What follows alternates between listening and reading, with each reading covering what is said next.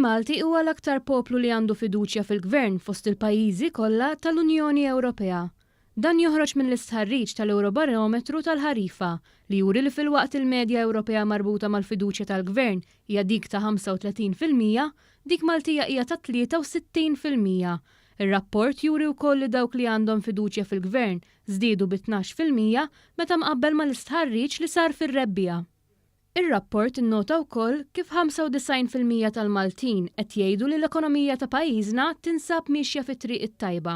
Dan ir-riżultat ferm pożittiv poġġa lil pajjiżna fil-quċċata tal-istatistika bil-Greċja tikklassifika fl-aħħar post b'6%.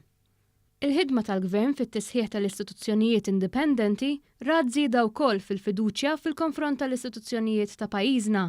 Dan kompla jxejjen l-attakk inġust tal-Partit Nazzjonalista u l-fazzjoni ta' Simon Busuttil fil-kummenti dispreġġjattivi lejn dawn l-istituzzjonijiet tant importanti għal pajjiżna. Il-korp tal-Pulizija ra żieda ta' 15% fil-fiduċja meta mqabbel mar-rapport preċedenti. Is-sistema ġudizzjarja wkoll rad żieda notevoli ta' 9% fil-fiduċja tal-poplu Malti wawċi.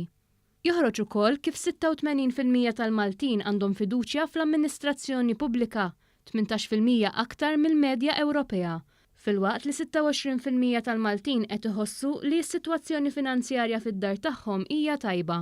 Malta kisbet ukoll rati tajbin ħafna fis-settur tal-impjiegi b'94% jgħidu li sejrin tajjeb fl-impjieg tagħhom.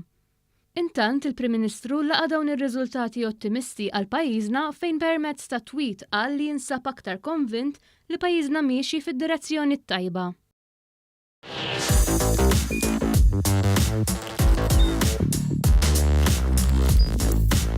Idħol fuq one.com.mt u hemmhekk tista' tara l-programmi kollha li jxandru fuq One permezz ta' One Play.